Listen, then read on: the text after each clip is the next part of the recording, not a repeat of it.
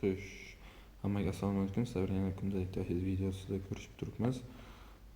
Bugun har doimgidek Eurovision tahlil qilib chiqamiz. Xush. Chartuvchidan qanday chart.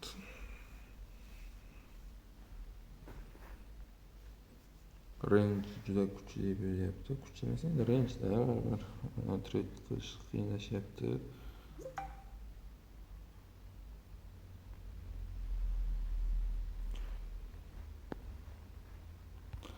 Shu baysaydni kuchish kerakmi deymanda.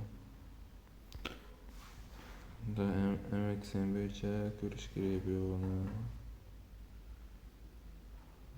MXN bo'yicha. Hozir daily olib qaraydigan bo'lsam, sell side'ni ko'rinadigan qilaylik. Birinchi top right.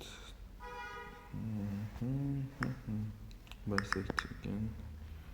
Security bularni qo'yamiz. Tayyor. Xo'sh. 4 oladigan bo'lsak,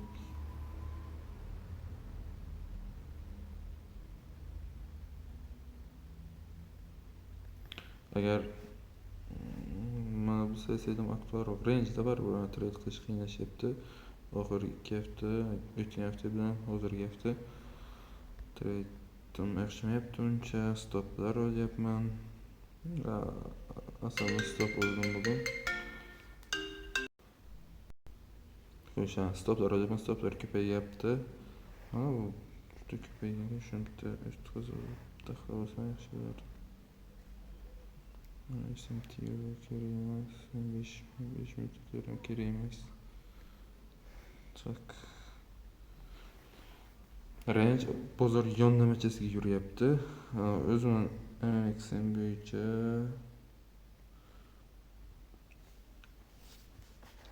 tepadagi baysaga yechish kerak edi, yecholmadi.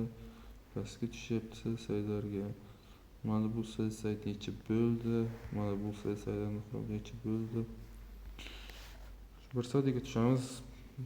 1 soatlik time frame. Mana buni qo'ysak, ikkitasini indikatordan xo'sh. Kecha bitta stop oldim. Stop losslar ko'payyapti oxirgi vaqtlarda, chunki trade qilib bo'lmayapti umuman. Bu ferologiya nima isharkan?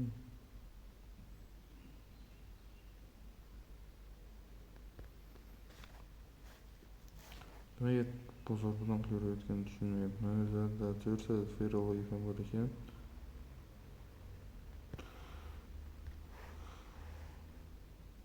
Mana BPR-chi. Test bo'lgan bu BPR. Bitta bo'lgan ekan, bitta test bo'lgan. Ikkinchi marta bo'lishi mumkin.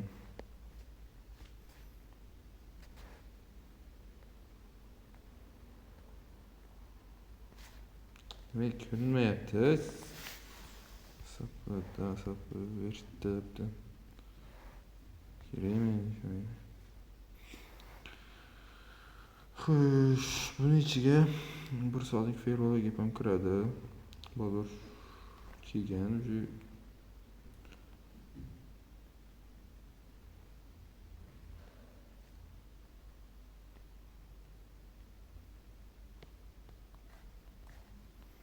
mabin kazalarni o'chirib qo'yaymi o'zimcha.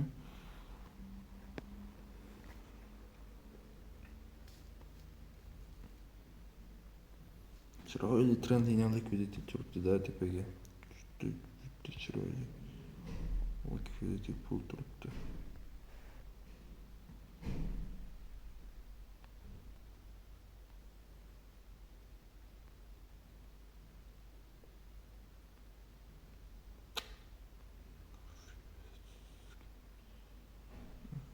Pool. Nаш trending pool.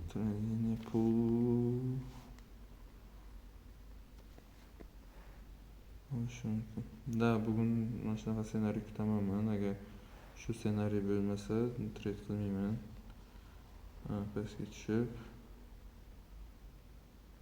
Osiyo olovni olib, tepaga urib, ferrologiya tushib, shuni baysay. Ну, хотя бы, ну, manimcha mana bu baysaylar olsa kerak baribir.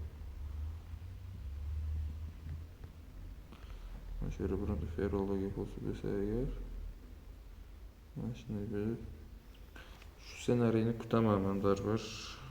Boshqa ko'rmayapman-da, to'g'risi. Boshqa ideya yo'q menda. Haftalik oladigan bo'lsak ham, haftalik velosipedni tayyorlamoqman shuni. Avgust.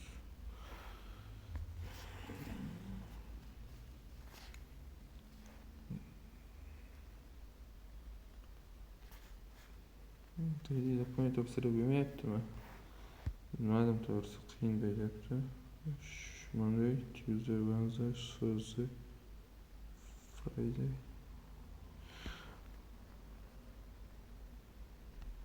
Qarang, bunaqa bo'lyapti. Dushanba tepaga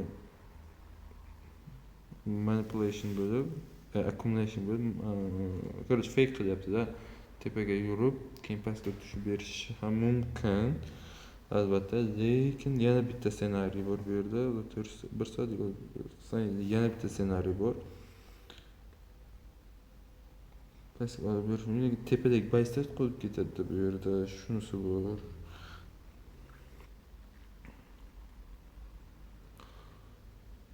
Tepadagi baysaylar turibdi. Tepadagi baysaylar men uchun aktual edi, lekin hozir men bu salsaga kelgandan keyin o'ylab qoldim, chunki bu juda ko'p pul yig'ilgan salsay pul borda.